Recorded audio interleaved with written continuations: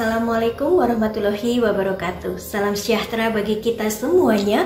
Shalom Om Swastiastu, Namo Buddhaya, salam kebajikan.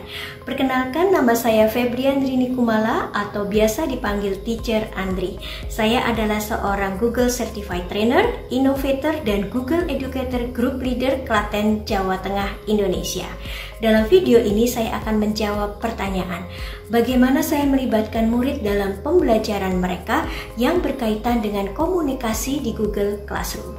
Mengapa pelibatan murid ini penting? Salah satu tantangan terbesar yang dialami oleh pendidik saat mengajar melalui platform digital adalah membuat murid mau aktif berinteraksi dan berkomunikasi baik dengan teman maupun dengan guru di Google Classroom.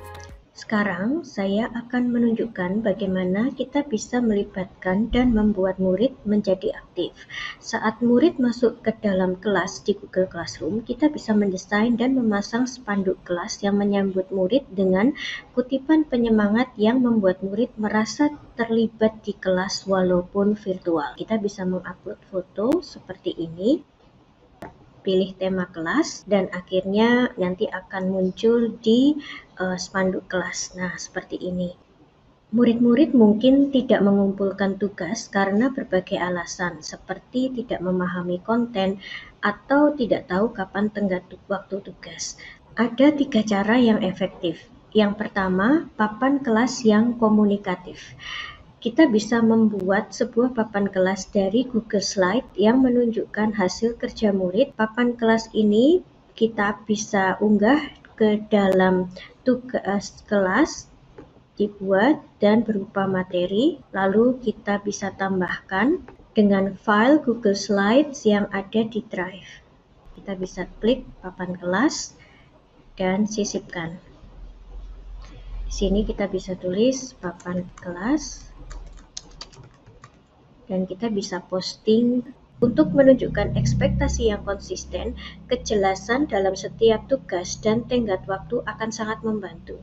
Kuncinya adalah memastikan hari dan tanggal pengumpulan diatur saat pemberian tugas dan mencantumkan dalam instruksi yang tertulis. Kita buat contohnya seperti ini. Akan sangat penting jika kita bisa membuat emoji-emoji seperti ini, tanda bola lampu untuk kita menunjukkan ide, kemudian kita bisa berikan kalender, dikumpulkan tanggal berapa, dan tanda centang mengenai apa syarat-syarat dari tugas tersebut. Dan di sini tenggat waktunya kita juga bisa tuliskan tanggal 17 Maret 2021. Lalu kita bisa klik tugaskan.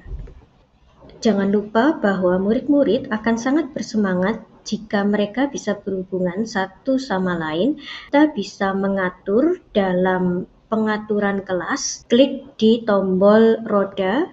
Kemudian kita bisa cek di sini bahwa pengaturan di forum, di sini kita bisa setting, kita bisa atur siswa hanya dapat memberikan komentar, sehingga yang memposting hanya gurunya saja. Ya, kalau kemudian kita bisa simpan seperti ini.